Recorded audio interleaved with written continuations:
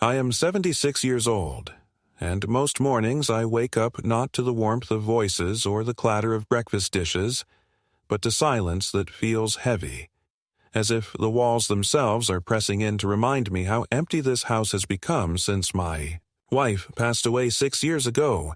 The days follow one another with a certain ritual of loneliness. I rise slowly, careful with my knees. I put on the kettle.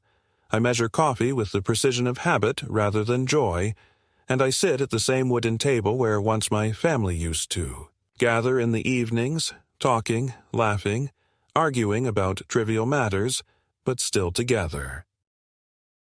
Now there is only me, my cup cooling faster than I can drink it, and the old radio on the counter that I sometimes switch on to hear the voices of strangers, because even strangers can keep a man company when his own blood has turned their backs. My son, whose name I will not speak too quickly because it still tastes bitter in my mouth, lives no more than 15 minutes away. He has a fine house, larger than mine, with a garage where he keeps his shiny car and a backyard where his children, my grandchildren, once used to run, but where I am no longer welcome. Not really, not in the way a father should be welcome. I am tolerated occasionally, in the sense that one tolerates an obligation, like paying a bill or visiting a relative in the hospital. But the warmth, the sense of being needed, has drained away long ago, and what remains between us is a hollow. Formality that cuts deeper than open hostility ever could.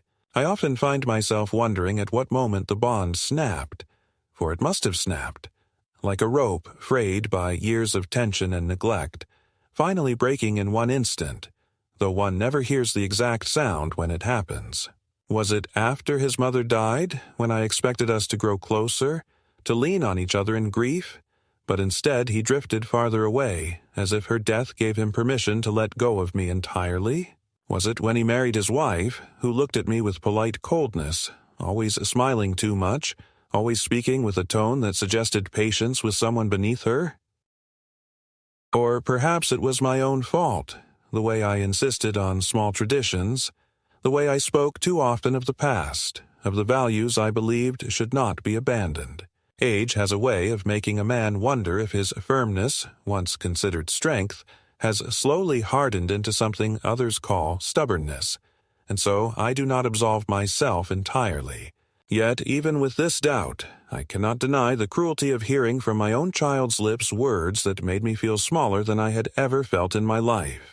Before those words were spoken, before my son's voice cut through the room like a blade, I still clung to a fragile hope that maybe he cared for me in some hidden way, that perhaps his distance was a shield he had built against his own emotions, and that sooner or later he would remember that I am his father, that I held him as a boy when he was sick, that I worked long nights to keep food on the table, that I sacrificed so his education would not lack, and that his successes today are not only his but also mine. I believed, perhaps foolishly, that time could heal what distance had grown between us. But time, I have learned, does not heal when love is absent. It only deepens the wound. So I filled the void of my days by turning to the church, not because I was suddenly seized by religious fervor in old age, but because within those stone walls and wooden pews I found something that resembled belonging, something that carried the faint echo of family. The priest, younger than my own son, would greet me warmly every Sunday, not with the thin courtesy of a man forced by blood to acknowledge my existence. The smile was genuine and suggested he was glad to see me. The congregation, many of whom had known me for years, nodded to me as if I were still part of their lives, not an old relic to be discarded. When they asked me to help carry chairs, to count offerings, to mend a broken door, I felt more useful than I had felt in my son's home in years. Imagine that. A father who once commanded the respect of his household reduced to feeling grateful for being asked to tighten a screw or sweep a floor. And yet, I was grateful, because purpose, even in the smallest form, is a balm against the bitterness of being unwanted.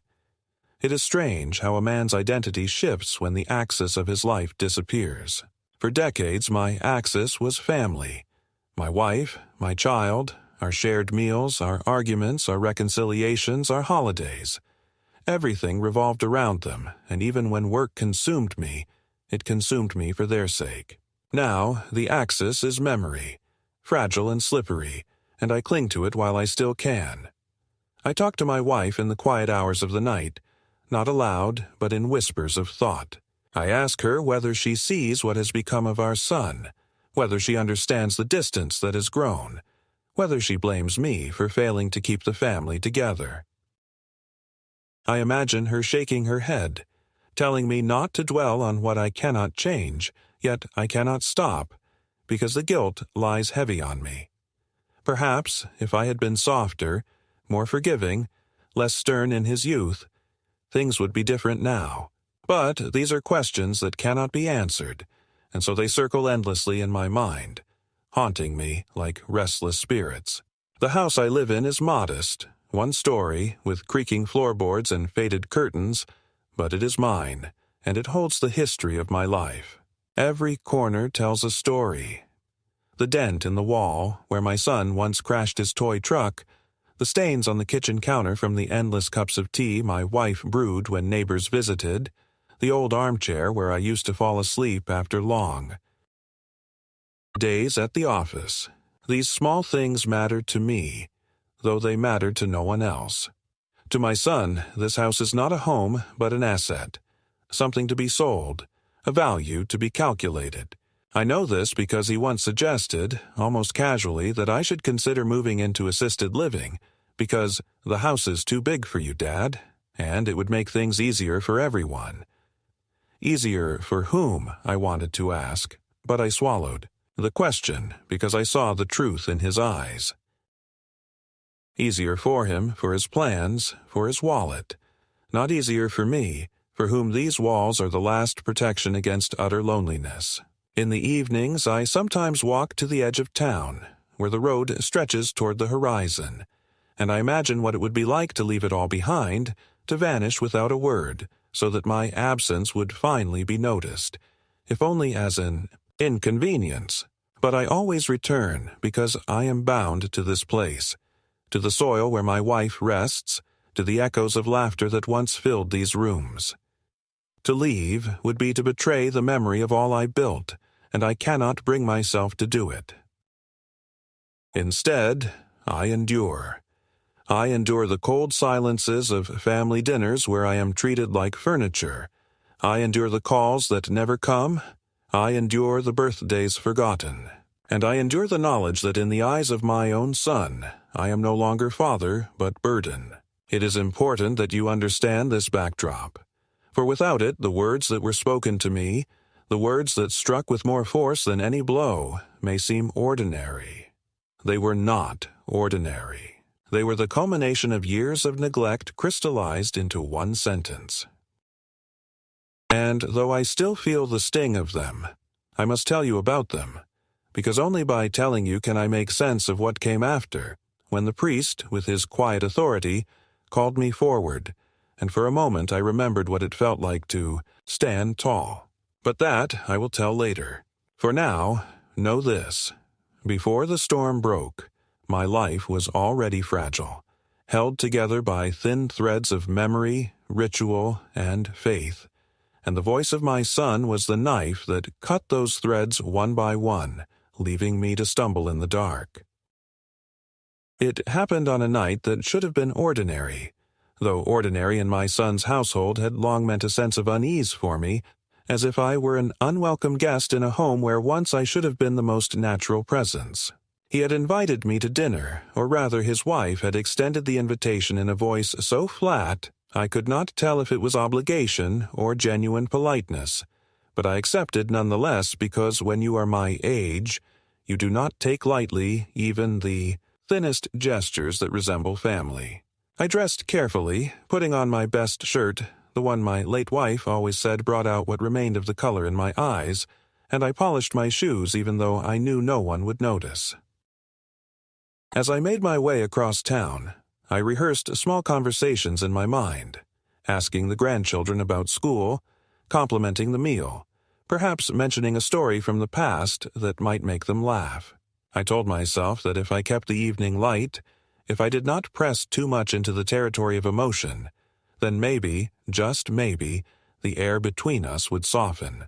When I arrived, the house was full of noise, the kind of noise that once filled my own home. Clattering dishes, children's footsteps, the television murmuring from another room. But beneath it all was a current that made me feel instantly out of place. My daughter-in-law greeted me with a smile that did not reach her eyes, quickly passing me a plate as if I were a visitor at a buffet rather than her husband's father. And my son barely looked up from where he was pouring himself a drink. The grandchildren gave me quick hugs, perfunctory, distracted, as if their attention was already elsewhere, on their phones or their friends. I sat at the table and tried to find my place, but the conversation flowed around me like water skirting a rock in the river, acknowledging my shape without ever touching me. I tried, as I always do, to insert myself gently, asking questions that were met with short answers, offering comments that passed unnoticed. At one point, I complimented the roast chicken, and my daughter-in-law said, "It's just store-bought, nothing special," without looking up, and my son changed the subject to something about a business deal I could not follow. I sat quietly then, sipping from my glass of water, watching their mouths move, listening to their laughter that did not include me, and I thought about how my wife used to squeeze my hand under the table when I felt left out, reminding me silently that I was not invisible. But now her hand is gone, and invisibility has become my regular companion. It might have remained simply another night of muted disappointment had it not been for the moment when the laughter grew too loud, and I, without thinking, attempted to recall a story from my son's childhood. It was an innocent story, one about how he once got lost in the grocery store and how, when I found him, he was standing solemnly in the aisle holding a box of cereal as if it were treasure. I thought perhaps the grandchildren might find it amusing, a glimpse of their father as a boy. But as I told it, my son's face darkened, and he set down his glass with a sharp clink against the table. "Why do you always have to bring that up?" he said, his voice rising just enough that the laughter stopped. It wasn't funny then, and it isn't funny now. I tried to smile, to brush it off, but before I could answer, he leaned forward, his eyes fixed on me with a hardness that made my stomach twist. "Nobody wants to hear your old stories. Nobody wants you to sit there reminding us of things that don't matter. Nobody wants you here, Dad." The words came out fast, unfiltered, carrying the full weight of what he had been holding back for years. For a moment the room fell silent and I could hear nothing but the sound of my own heart pounding in my ears. My daughter-in-law shifted uncomfortably, her eyes flickering between us, but she said nothing. The grandchildren stared down at their plates. The television droned on in the background, indifferent to the small catastrophe unfolding in the dining room. I do not remember what I said in response, perhaps nothing, perhaps only a weak attempt at laughter to disguise the wound, but I remember the sensation, as if the floor had tilted beneath me and I was sliding into some abyss I had long feared, but never fully named. The humiliation was complete, not because of the words themselves, but because they were spoken by the very person I had lived for, the person for whom I had given the best years of my life. To be told you are unwanted is one thing. To be told it by your own child is something else entirely, a kind of death that leaves you walking and breathing, but stripped of meaning. The rest of the evening passed in a blur. I forced myself to stay seated until the plates were cleared, unwilling to storm out like a sulking child, but inside I was crumbling. Every attempt at conversation afterward sounded hollow. My son, perhaps realizing the severity of what he had said, avoided my eyes, speaking instead to his wife or to the children, but he did not take the words back. No apology came, no gesture of reconciliation. When at last I stood to leave, the hugs were quick, perfunctory once again, and my son muttered something about driving safe, as if we had not just torn a hole through whatever fragile bond remained between us. The night air was cool as I stepped outside, and I walked slowly to my car, my body heavy with the weight of the words that clung to me like chains. I drove home in silence, not even turning on the radio, and when I reached my house I sat in the car for a long time, staring at the dark windows, unable to summon the strength to go inside. Eventually I did, moving through the rooms like a ghost, touching the walls, the furniture, as if seeking reassurance that something still belonged to me. I poured myself a glass of water, though my throat was too tight to drink it, and I sat at the kitchen table where so many meals had once been shared, and I thought about how quickly love can be rewritten as burden in the minds of those who no longer care. That night I did not sleep. I lay in bed, staring at the ceiling, replaying the moment again and again, hearing his voice over and over. "Nobody wants you here, Dad," until it seemed carved into the air itself. I thought about calling him, demanding an explanation. But what explanation could there be? Words spoken in anger sometimes revealed truths that politeness had kept hidden, and I could not unhear them. I thought about my wife, about how she would have comforted me, how she would have insisted that he didn't mean it, that deep down he still loved me. But she was not here, and I had only my own thoughts to accompany me through the long hours of the night. In the morning, when the sun rose, I moved through my routine as if nothing had happened, but everything had changed. The kettle whistled, the coffee brewed, the paper lay folded on the table, but beneath it all was a hollowness deeper than before. My world, already fragile, had been struck a blow that left cracks running through its foundation. For the first time, I understood fully what it meant to be unwanted, not just by society, not just by strangers, but by your own flesh and blood. And it was in that space of despair, in that wound that seemed too deep to ever heal, that something unexpected would later happen, when another voice, this time not of rejection, but of recognition, would call me to stand. But that was still to come. For now, I sat in the silence of my kitchen, a man stripped of his role, his dignity, and his place in the very family he had built, left to wonder how a life's worth of love could be erased in a single sentence. In the days and weeks that followed that dinner, I felt the full weight of what my son had said pressing down upon me like an invisible burden that grew heavier with each passing hour. For the sentence he had unleashed was not a fleeting remark born of impatience, but a declaration that altered the very terms of our relationship, and I began to see its echo in every subsequent interaction, no matter how small. When I called the house, sometimes to ask after the grandchildren or sometimes simply to hear a voice other than my own echoing against the walls, the phone would ring and ring until the answering machine picked up, or on the rare occasions when my daughter-in-law answered. Her tone carried such tight politeness that I felt as though I were intruding into a world where I no longer had any rightful claim. She would say things like, "They're busy right now," or "It's not a good time," and the words, though civil, carried the sharp edge of dismissal, reminding me that I was no longer woven into the fabric of their daily lives, but rather an interruption, an obligation to be postponed or avoided altogether. The grandchildren, who once used to run toward me with laughter when they were small, now grew more distant as well, though in them I did not sense malice but rather the influence of the environment around them, for children, even when they do not, understand, absorb the currents of the household like sponges.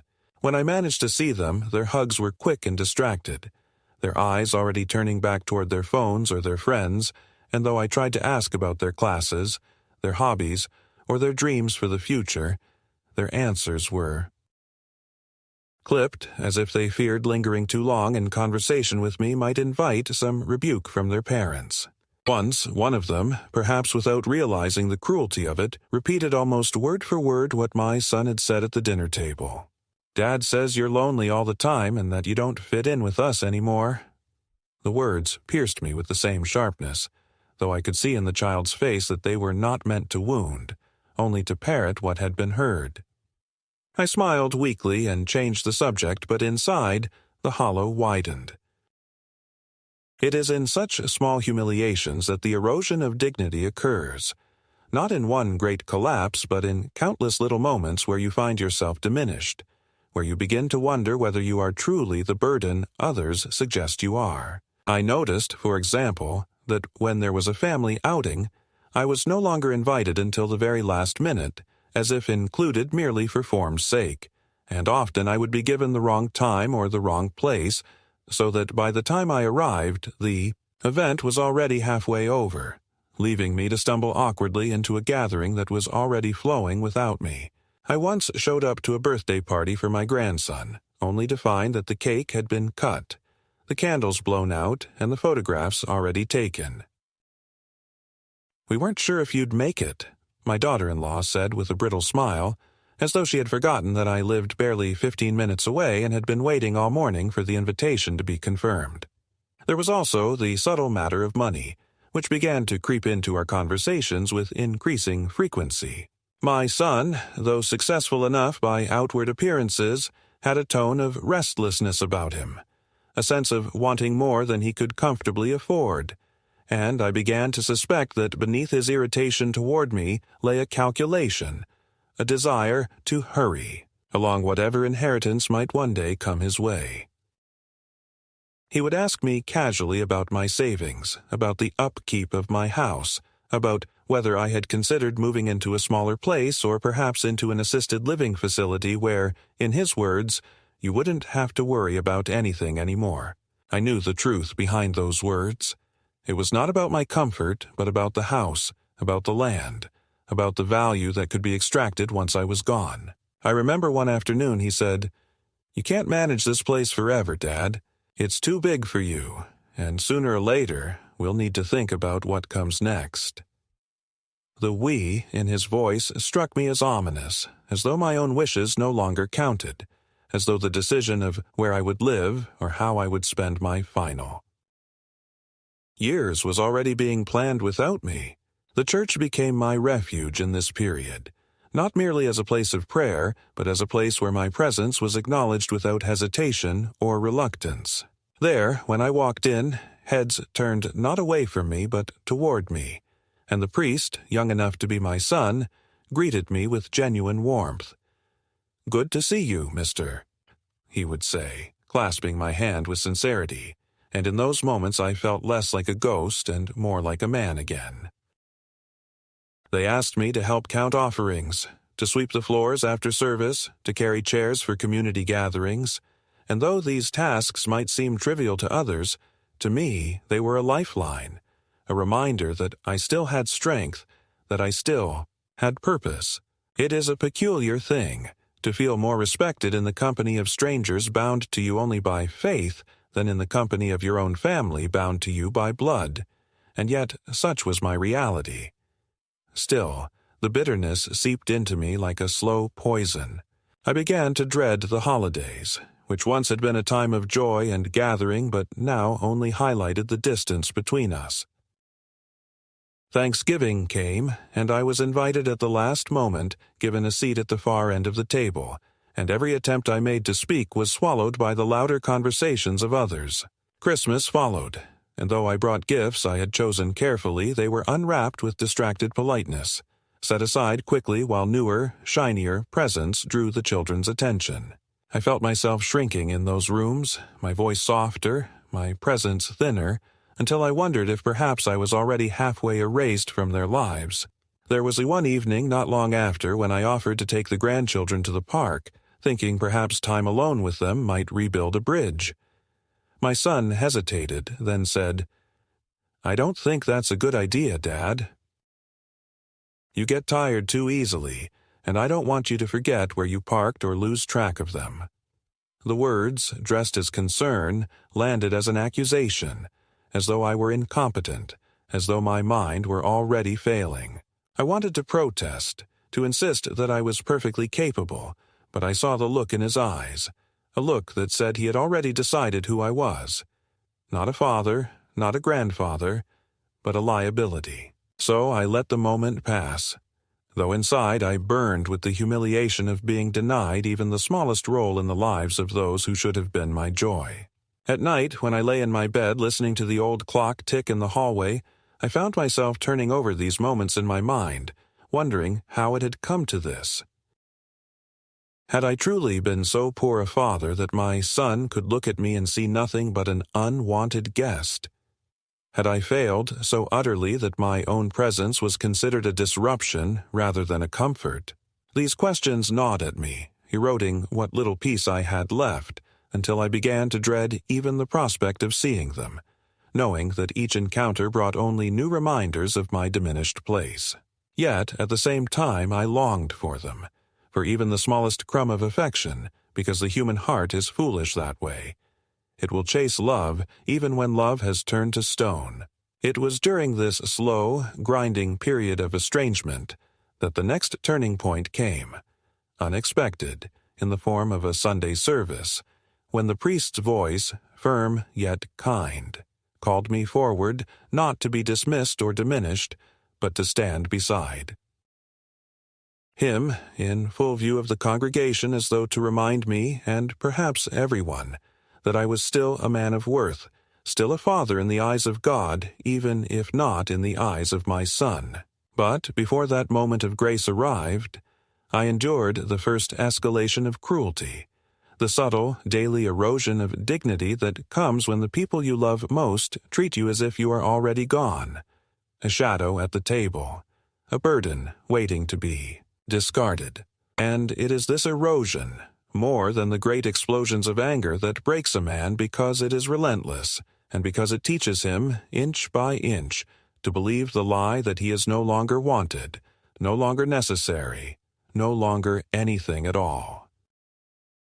The Sunday when everything shifted began like so many others, with me walking slowly along the cracked pavement toward the church, the morning air cool enough to sting my lungs, but carrying with it that faint scent of wood smoke and damp earth that reminded me I was still alive, still part of a world that moved whether I was wanted in it or not. I had dressed carefully, pressing my one good jacket the night before, not because anyone cared how I looked, but because habit taught me that dignity is something a man must defend for himself when others no longer defend it for him. The bells rang as I approached, echoing across the small town, calling out in a voice more faithful than my own family's, and I stepped inside, breathing in the familiar smell of candles and old wood, the quiet murmur of voices, the shuffle of feet.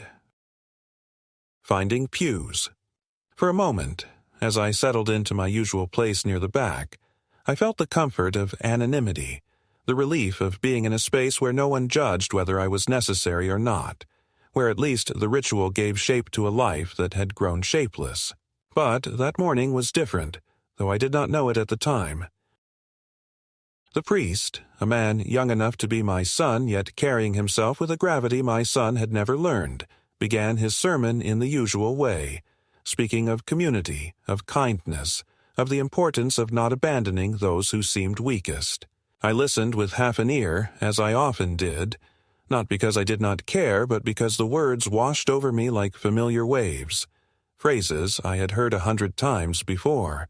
Yet there was something in his tone that day, a firmness beneath the gentleness, as though he were not speaking abstractly but directly to someone, and for reasons I could not name, I felt a prickle at the back of my neck, as though those words were meant for me.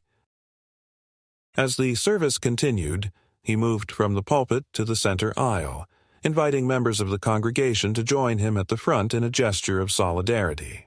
It was meant, I suppose, to symbolize unity, to show that no one was forgotten in the body of faith.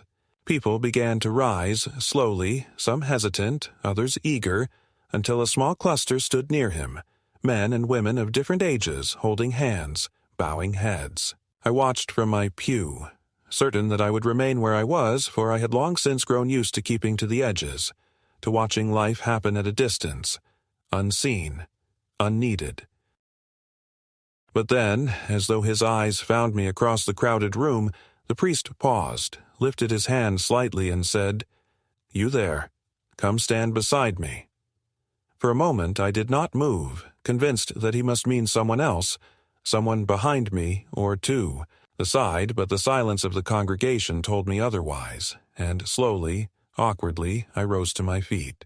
My knees protested, my heart hammered, and I felt the heat of 100 eyes upon me as I walked down the aisle, every step echoing louder in my own mind than the bells that had called me to worship that morning. I reached the front, unsure of what to do, but the priest placed his hand lightly on my shoulder and said, "Here is a man who has given years to this community, who has walked faithfully even when life tested him, who still stands tall when many would have given up. Let him be an example." The words struck me with more force than I can describe, for in them was everything I had longed to hear, not flattery, not pity, but recognition, the simple acknowledgment that I mattered, that I had not lived in vain. The congregation murmured in approval, and for the first time in years I felt the warmth of belonging. Not the cold tolerance I had endured at my son's table, but genuine respect, the kind that restores something inside you that you feared was gone forever. I stood there, trembling slightly, my eyes burning with unshed tears, and though I tried to compose myself, the emotions rose too quickly, too fiercely. I had been invisible for so long that to be seen, truly seen, was almost unbearable. In that moment, as I looked out at the faces before me, I realized with a clarity that cut through the fog of despair. I did not need my son's validation to prove that my life had value. His rejection, as cruel as it was, did not define me. I was more than a burden, more than an old man to be tolerated. I was a husband who had loved deeply, a father who had sacrificed, a man who had worked and served and endured. And though my son might deny me, here, in this community of faith, I was not denied. The knowledge filled me with a strength I had forgotten I possessed, a strength that did not erase the pain, but gave me the courage to face it without crumbling. When the service ended and people came to shake my hand, to thank me for my example, I felt a strange mixture of pride and sorrow. Pride that I could still stand among them with dignity, sorrow that the ones I most wanted to see me, my own blood, were not there. Yet, even in that sorrow was a shift, a turning of the tide within me. For years I had bent beneath the weight of my son's indifference, hoping that if I endured long enough he would remember his love for me. But standing beside the priest, hearing his voice affirm my worth, I understood that I could not live waiting for a love that might never return. I had to anchor myself not in the fragile approval of a son who saw me as disposable, but in the steady truth that my existence had meaning beyond his judgment. That afternoon, when I returned home, I sat by the window with a cup of tea, watching the light fade across the yard, and I felt something stirring inside me. Not joy exactly, but resolve. The balance of my life had shifted in that church, quietly but unmistakably, and I knew that whatever trials lay ahead, I would no longer accept the role of silent burden. The priest had asked me to stand, and I had stood, and in that simple act there was a kind of rebirth. My son's words, "Nobody wants you here," still echoed, but now they were countered by another voice, firm and undeniable. "Here is a man who stands tall."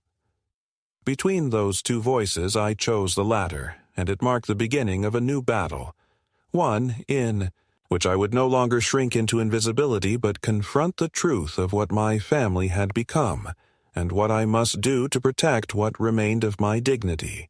In the weeks after that Sunday when the priest had called me forward and I had stood in front of the congregation, something in me began to shift, though I was not yet ready to call it defiance. It was more like the stirring of a man who has been pressed so long into silence that the mere taste of acknowledgment awakens a hunger he had almost forgotten he possessed.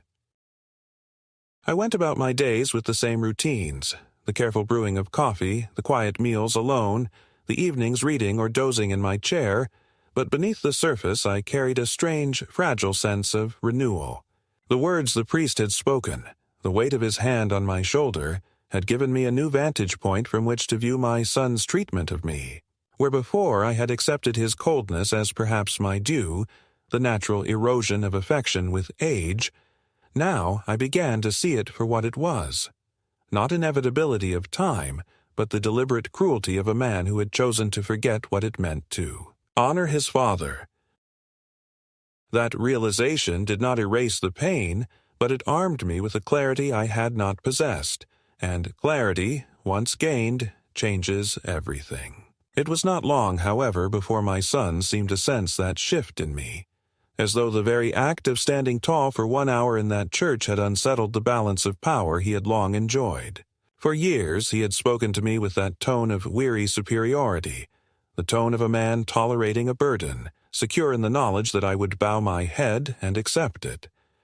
But now I no longer bowed as easily, and he did not like it.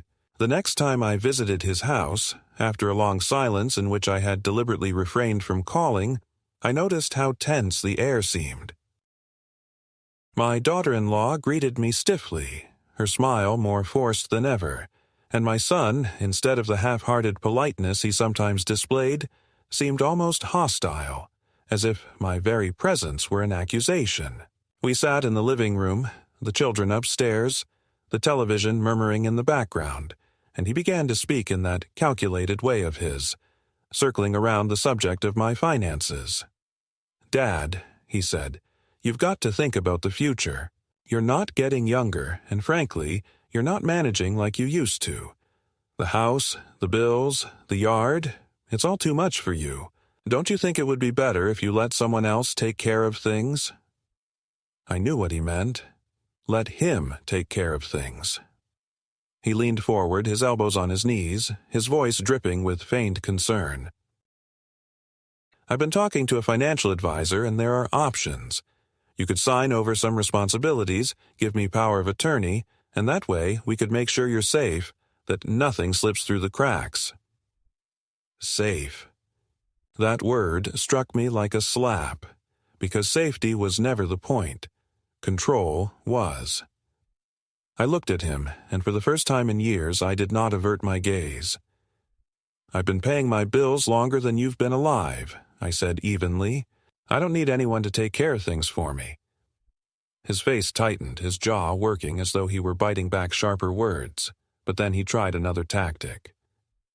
"Dad, don't be stubborn. You forget things sometimes. You repeat yourself. You almost left the stove on last time you cooked, remember?" I knew it was a lie, a fabrication designed to paint me as incapable. My daughter-in-law nodded quickly, as though to confirm his story, but I saw the flicker in her eyes that betrayed the falseness of it. I left their house that evening with a knot in my chest, realizing that what I had long feared was true. They were not merely indifferent to me. They were preparing to erase me, to construct a version of me as senile, incompetent, in need of guardianship. In their eyes, I was not a man, but an obstacle to be managed, a wallet to be accessed, a house to be claimed. And once that realization took hold, the world around me began to look different. Every word from my son's lips, every sidelong glance from my daughter-in-law, every dismissive gesture from the grandchildren, it all formed a pattern, a deliberate effort to make me doubt myself, to question my memory, to accept the role of a man, slipping into confusion. But inside, something in me rebelled. I was not confused. I was not incompetent. I was still here, still clear, still alive. The true escalation came one evening when they invited me again, this time under the pretense of celebrating my grandson's success in school. I arrived to find the atmosphere strangely formal, as though the dinner had been staged. There were papers on the table beside the wine glasses, and after the meal my son cleared his throat and said, "Dad, we need to talk seriously." He slid the papers toward me, his tone smooth but unyielding. "This is just a precaution. It's a document giving me authority to manage your accounts and decisions if something happens to you. It's in your best interest." My hands trembled as I touched the pages. Not from weakness, but from fury I struggled to contain. The gall of it. The assumption that I would sign away my independence so easily, that I would quietly consent to being stripped of the last measure of control over my life. I pushed the papers back across the table. "I'm not signing this," I said, my voice louder than I intended. My grandson looked up from his phone, startled. My daughter-in-law pursed her lips, and my son's face flushed dark with anger. "Don't be dramatic, Dad," he snapped. "It's not about taking anything from you. It's about protecting you." "Protecting me from what?" I demanded. "From living my own life? From deciding what to do with what I worked for?" His eyes narrowed. "From making a fool of yourself. From wasting what could be used for the family." The word family burned in my ears, for in that moment it was clear that by family he did not mean me. He meant himself, his wife, his children. I was no longer included in that word. I was the outsider, the unwanted, the disposable. The argument grew heated, his voice rising, mine shaking but firm, until at last I stood, knocking my chair back, and said, "I will never give you control of my life." The silence that followed was heavy, broken only by the hum of the refrigerator in the kitchen. My daughter-in-law's eyes darted nervously toward the children, as if to shield them from the sight of a man refusing to go quietly into the role they had scripted for him. My son muttered something under his breath, something about stubborn old men who don't know what's best for them. But I was already walking toward the door. That night, back in my own home, I sat in the dark for a long time, the papers still vivid in my mind, the realization sinking deeper with every tick of the clock. This was no longer merely neglect, no longer the passive cruelty of indifference. This was active, deliberate. They wanted to strip me of everything, my independence, my dignity, my legacy. They wanted to write the story of my decline before it had even begun, to cast me as a senile old man in need of management so that they could seize what I had built. And in that dark, as anger burned in me hotter than it had in years, I understood that the battle was no longer about affection. It was about survival, about whether I would end my days as a man still standing, or as a shadow erased by the very blood I had given my life to raise. In the following weeks, the pressure increased. My son called more often, not with warmth, but with veiled demands. Questions about my will, about my accounts, about whether I had spoken to a lawyer. My daughter-in-law dropped hints about good facilities, where I might be more comfortable, places where, as she said, people your age can get the care they need. The grandchildren, echoing what they heard, began to treat me as though I were fragile, slow, confused, asking if I remembered things I had only just told them, laughing when I repeated myself though I had not. It was a campaign, orchestrated and relentless, designed to wear me down, to make me accept the lie of my own decline. But inside me, the strength that had been stirred in the church grew.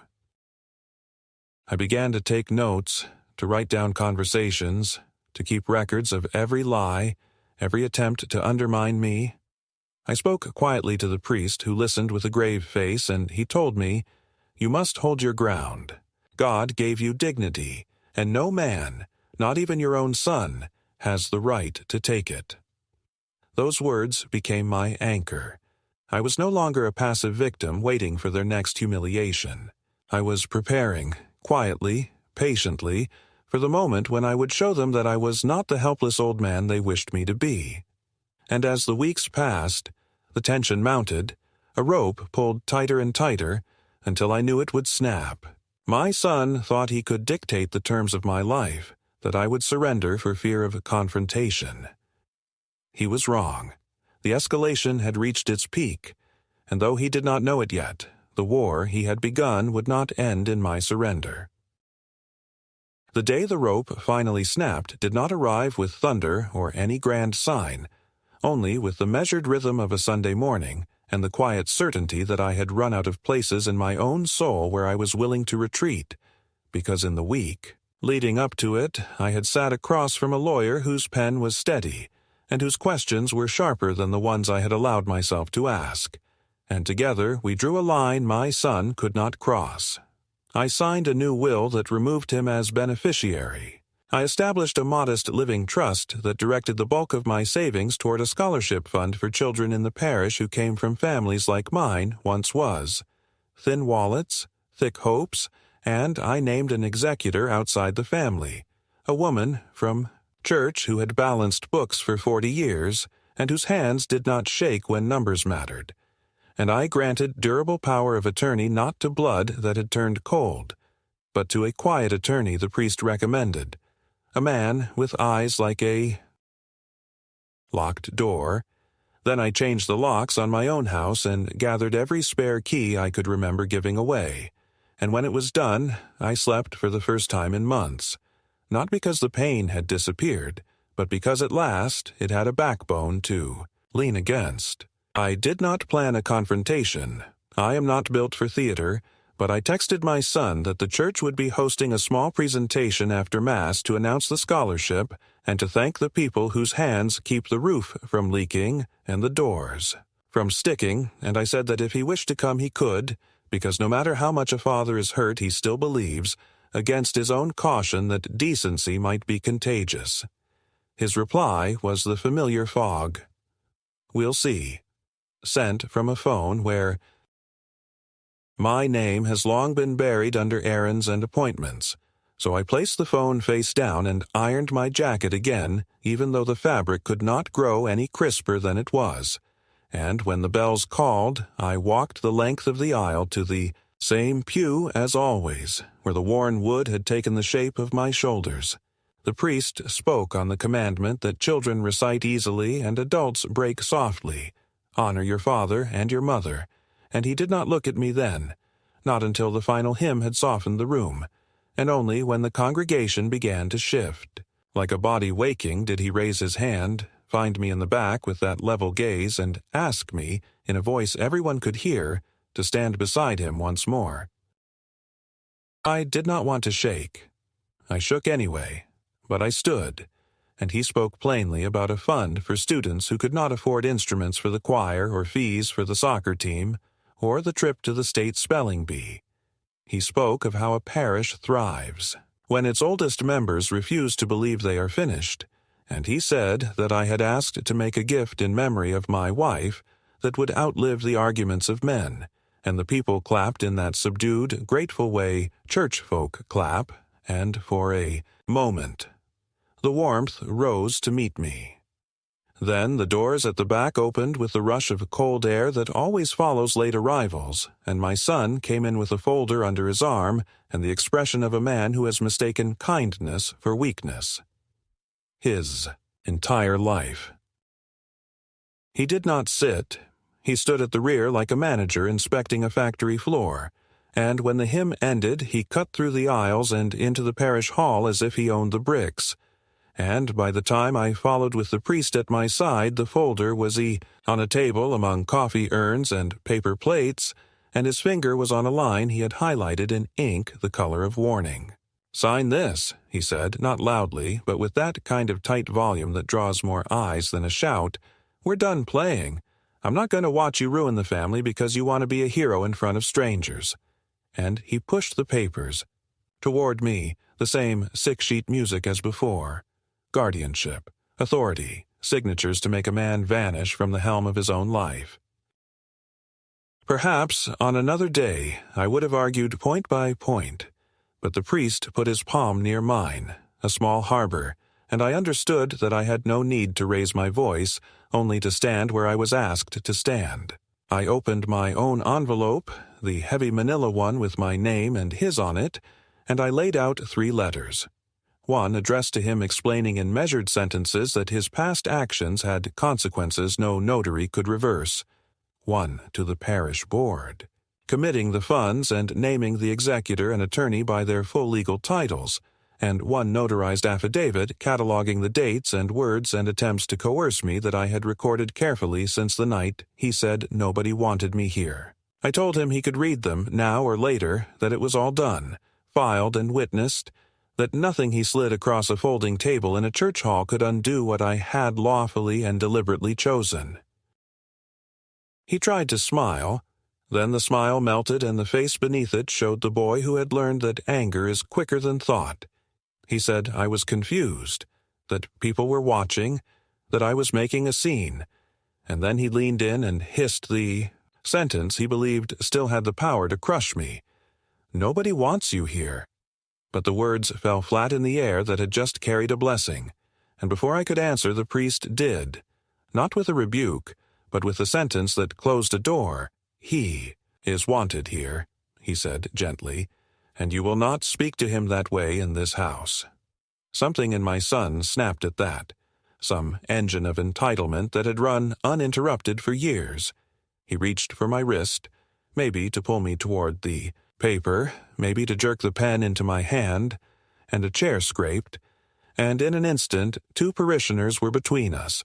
One of them, a police sergeant still wearing his off-duty jacket with a badge that did not need flashing, and the room, which had been buzzing with the soft noise of coffee and cookies, became the kind of quiet that keeps a place from burning down.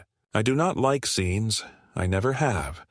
But there, in the stillness, I understood that privacy had sheltered too many small violences. So I spoke in a voice steady enough that my own ears believed it, and I said that I loved my son, that nothing would scrub that fact from my blood, but that love required boundaries as surely as bridges require pillars, and mine had been poured in concrete this week, that I would not sign away my mind or my property or my remaining years, that I had set my affairs in order with the help of professionals who do not confuse aggression with competence, that the house with the dent in the hallway and the rosebush his mother planted was not an asset for him to liquidate, but a chapter. I would close on my terms, and that as for inheritance, there would be something for the grandchildren should they ever choose to cross the distance on their own feet. But my son would receive none of it, because a man who tells his father he is unwanted has already abdicated the inheritance that matters. I said it without venom, and I saw that the lack of venom stung him more than if I had shouted. He called me ungrateful, then he called the priest a meddler, then he remembered himself too late. The sergeant did not touch him. He only moved half a step closer, and my son's hand fell from the air as if yanked by a string you could not see.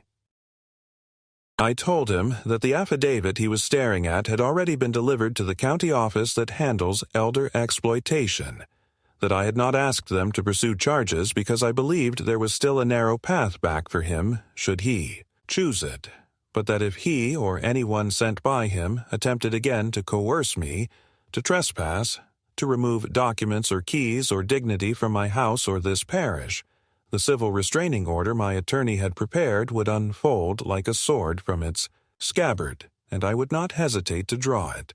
I did not tremble then. The trembling came later when the coffee was cold and the chairs were stacked and the light through the stained glass had shifted from blue to gold. But in that moment I stood, because a man can be old and still learn how to stand. He gathered his papers with jerky, humiliated movements, the way a gambler gathers chips he has mistakenly believed were his by right, and for a heartbeat I thought he might apologize, not to undo anything, but to salvage a sliver of the boy I once carried on my shoulders, yet the apology did not come.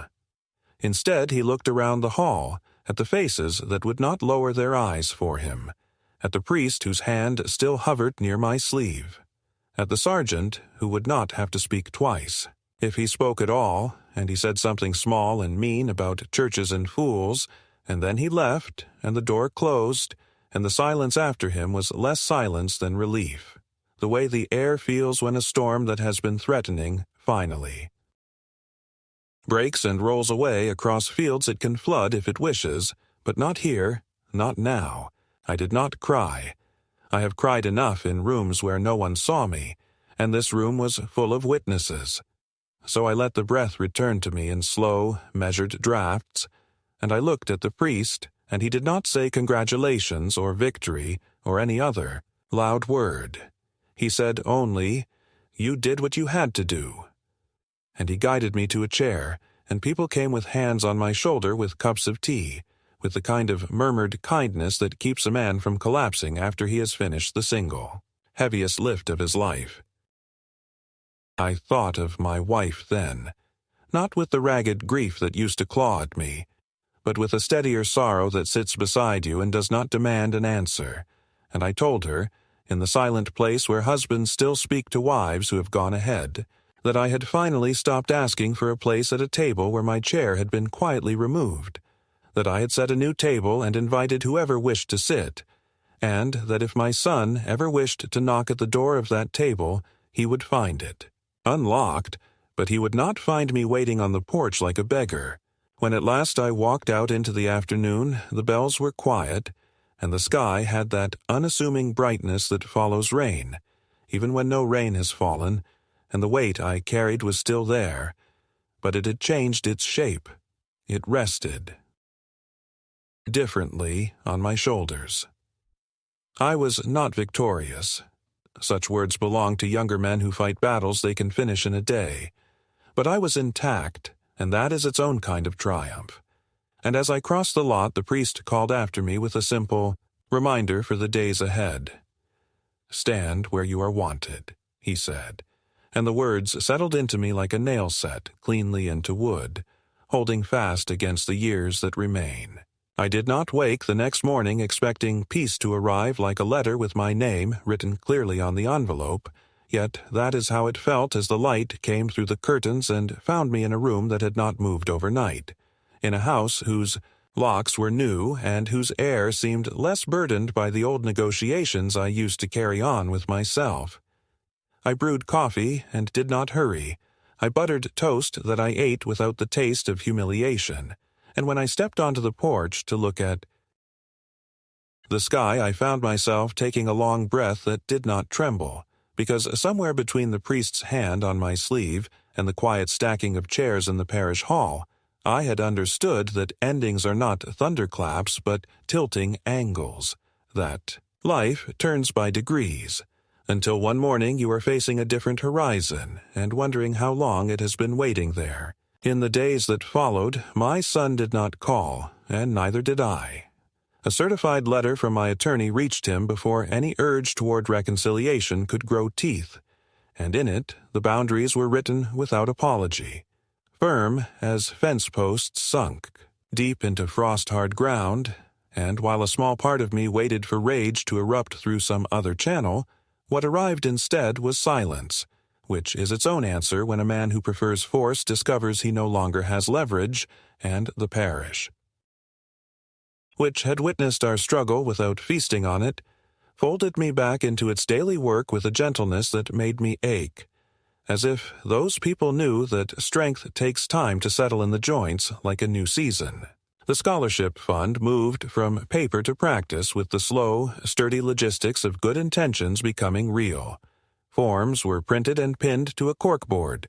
Teachers were asked for names, the treasurer counted and recounted to the penny, and I sat with two women at a folding table marking applications with careful strokes, pausing over handwriting that leaned forward hungrily or shied backward behind erasures, and I thought of my wife's voice the first time she said the word college to our boy, how her mouth shaped hope as if it were a candle cupped against wind, and I wrote her name at the top of the final draft so that every acceptance letter would carry the warmth of the one person who never told me I was in the way. People began to come to me with small needs and larger stories, because that is what happens when a man stays put long enough for others to decide he is steady, and I found that steadiness is a gift that grows by being spent. On Thursdays, I pushed mop across the vestibule and talked with a widower who could not forgive his daughter for moving away. On Saturdays, I showed a boy how to plane a rough board in the maintenance shed and watched his face change when the shaving curled sweetly from the blade, and on a Sunday afternoon that had the soft smell of rain, a woman from 3 pews up pressed an envelope into my hand and said it wasn't charity but participation, because she had once been poor and somebody had stood beside her too. The first award night came in early spring, and the basement was strung with paper garlands the choir girls had cut from leftover bulletins, and the cookies were arranged on second-hand platters that did not match, and the microphone insisted on humming until the priest glared at it like a father at a child who knows better, and I read the name slowly so no syllable would feel rushed past its moment. And when the applause rolled over the room, I saw something I had not expected. My grandson, standing in the doorway with his hands in his pockets, taller than I remembered. His face uncertain the way a traveler's face looks a step inside a station he can still flee. And I did not beckon. I did not punish him with distance. I simply finished reading and set the certificate on the table and let him decide how brave he wished to be. He waited until the crowd broke into eddies of conversation, then crossed to me in a line as direct as confession, and he did not say Grandpa because his voice had hardened against easy words, but he said that he was sorry about the scene, that things at home had been loud and confusing, that he had found the announcement online and thought he should see for himself whether I was all right.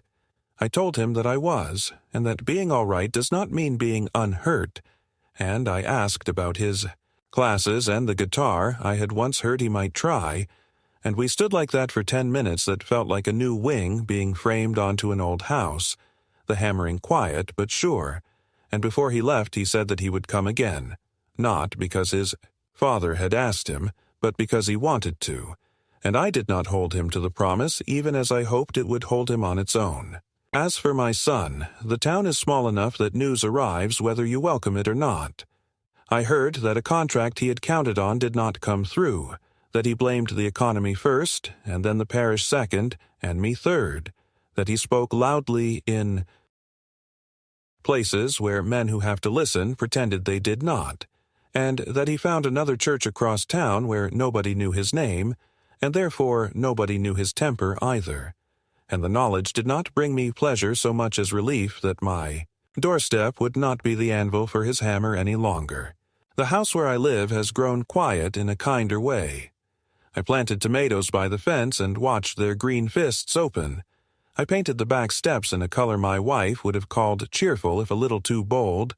I put her photograph on the hall table where the light finds it in late afternoon, and I speak to her not as a man begging for instructions, but as one reporting in, telling her that I have kept the small promises a person can keep when the large ones have been denied, that I have not allowed bitterness to salt the ground where the young must take root, that I have learned, late but not too late, that a father's last duty may be to teach his family how to live without him while still loving the part of him that remains. On evenings when the bells practice, I sit on the porch and the neighborhood boys call to one another between bicycles and dinner, and I think how thin the wall is between a life that collapses and a life that stands, how often the difference is a single sentence spoken in a room where it can be heard. Stand where you are wanted. That is what I do now. I stand beside those who will have me. I bless those who will not from a distance that no longer burns, and I let the days come without bargaining for their affection. If there is a reckoning yet to come between father and son, it will arrive when it is ready and not before, and I will meet it with the same steady breath I use for sweeping the vestibule or signing the letters that will send a child onto a bus, toward a first bright certainty. My son once said that nobody wanted me here, and for a long time I believed him because his voice was the loudest in the room. Now I know that rooms can change, and so can a man's hearing, and when I lay down at night I do not ask who wants me.